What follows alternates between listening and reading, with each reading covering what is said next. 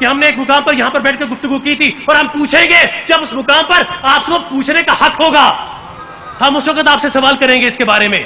بہت بہت توجہ رکھیے. اچھا تو اب تجلی آئی، طور پھٹا، موسیٰ کہاں پر کھڑے تھے؟ طور کے پاس. موسیٰ کی قوم کا کھڑی تھی موسیٰ کے پاس. اب حیرت کی بات ہے قبلہ کہ موسیٰ امتی جیسے نظر آتے ہیں، امتی موسیٰ جیسے نظر آتے ہیں. قبلہ ایک ہی جگہ پہ کھڑے ہیں، آپ کے آج کے ملاؤں کو بھی ایک جیسے نظر آتے ہیں، وہ بھی کہتے ہیں کہ نبی ہمارے جیسا، ہم نبی جیسے. تو اگر ایک جیسے ہی ہیں، ایک ہی جگہ پہ کھڑے تھے، تو پھر وجہ کیا ہے؟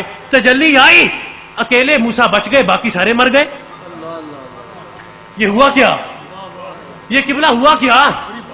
ایک ہی جگہ پہ کھڑے ہیں، ایک جیسے نظر آتے ہیں، امتی نبی جیسا نظر آ رہا ہے اور نبی امتی جیسا نظر آ رہا ہے، امتی نبی جیسا نظر آ رہا ہے. ہوا کیا؟ چاہیے تو یہ تھا کہ سب کے سب مر جاتے، یا سب کے سب بچ جاتے، یا آدھے بچ جاتے آدھے مر جاتے.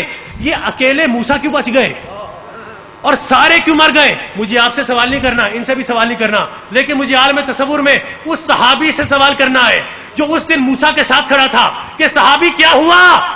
ایک ہی جگہ پر کھڑے ہو کر ایک جیسے نظر آتے ہو، تجلی آئی، سب کے سب مر گئے، اکیلے موسیٰ بچ گئے. وجہ کیا ہے؟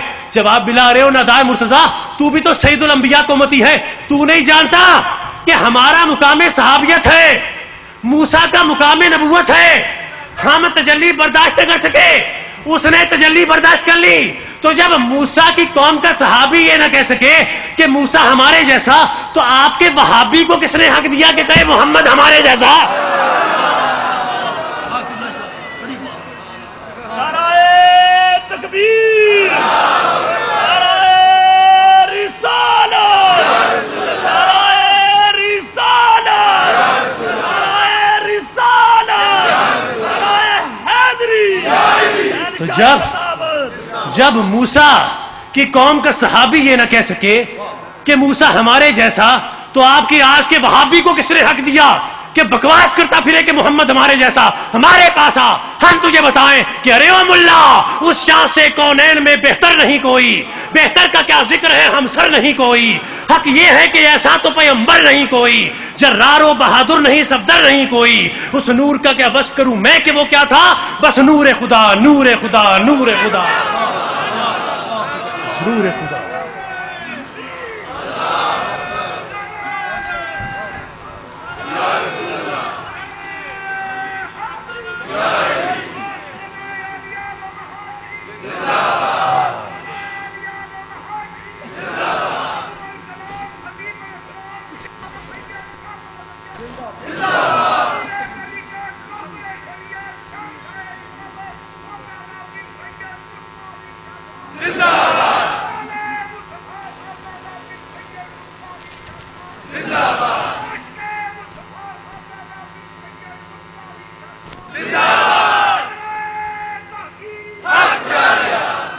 اس شاہ سے کونین میں بہتر نہیں کوئی، بہتر کا کیا ذکر ہے ہم سر نہیں کوئی.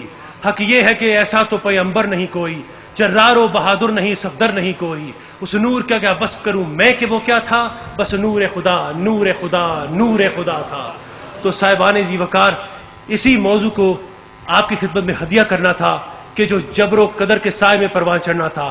میں سمجھتا ہوں کہ ہم نے گفتگو کو کسی حد تک آپ تک منتقل کیا، اور ہم سمجھتے ہیں کہ آپ نے اس گفتگو کو محسوس کیا اور آپ نے اپنے عقائد کی صلاح کی. اور میں چاہوں گا کہ میرا دوست جب جہاں سے اٹھے اور نکلے میدان عمل کے اندر تو میرے مصطفیٰ کا غلام بن کے نکلے، حضور کی رسالت کے فیض کا امین بن کے نکلے، اپنے شیخ کی طریقت کے فیض کا امین بن کے نکلے.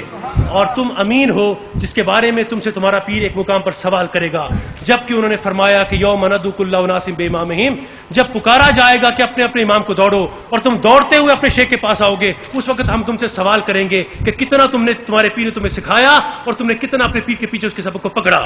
وہ مقام ہوگا جس مقام پر آپ سے مقام سوال ہوگا. سو اس مقام کی خیر چاہو اور ہمارے لیے بھی خیر کی دعا کرتے رہا کرو. آپ کا پیر خانہ آباد ہے تو آپ بھی آباد ہو، اور یقیناً آپ کی آبادی کے ساتھ بھی آپ کے پیر کی آبادی وابستہ ہے. تو دعا کرتا ہوں کہ اللہ تعالیٰ آپ کے سروں پر ختم مرتبت کے رحمت کے سائے کو سلامت رکھے، اور دعا کرتا ہوں کہ وہ حاجت روازات آپ کی بہترین حاجت روائی فرمائے. آپ بیٹھے ہو یہاں پر، میرے پاس بیٹھے ہو، کتنے خوبصورت لگ رہے ہو، خوبصورت چہرے ہو. اچھا کون کون ہم سے پیار کرتا ہے؟ بڑا مشکل تھا یہ سوال کرنا، لیکن اگر کوئی نہ کرنا چاہتا ہے تو برملا نہ کرے. مرتضیٰ اتنی استطاعت رکھتا ہے کہ اس کو برداشت کر سکے.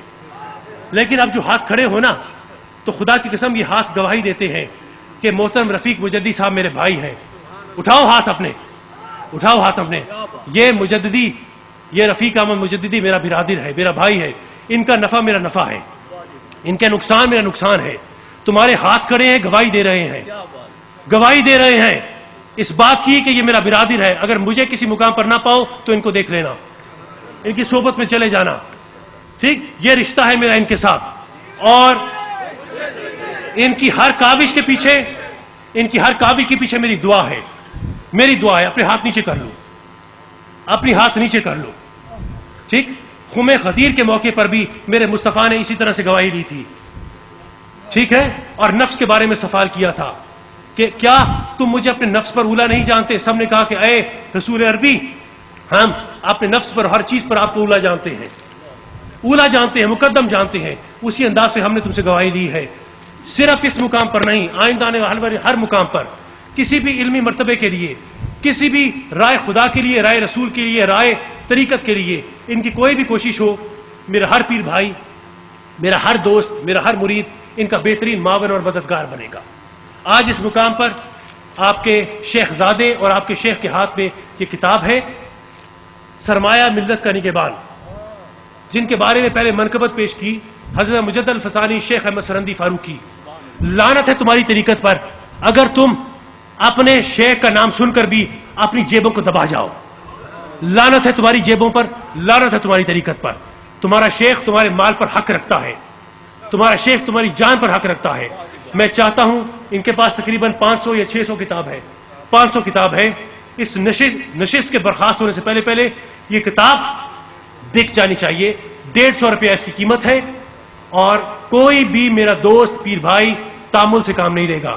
تمہاری جیب میں جو کچھ ہے وہ میرا ہے، اور میں تم سے 150 روپیہ مانگتا ہوں اس کتاب کے لیے. مجھے نہیں دینا ہے، جو دوست پھرتے ہیں ان کو دینا ہے. اور یوں ہی سمجھو کہ تم نے مجھے نظر دی، مجھے نہ دینا ان کو دے دو، مجھے نہ دینا ان کو دے دو. تو ان کو یہ نظر پیش کرو، 150 روپے کی نظر ہے. کبھی تم سے مانگا نہیں ہے خود، لیکن اس کے لیے مانگتا ہوں. اپنی ذات کے لیے کبھی نہیں مانگا، لیکن اس کے لیے مانگتا ہوں.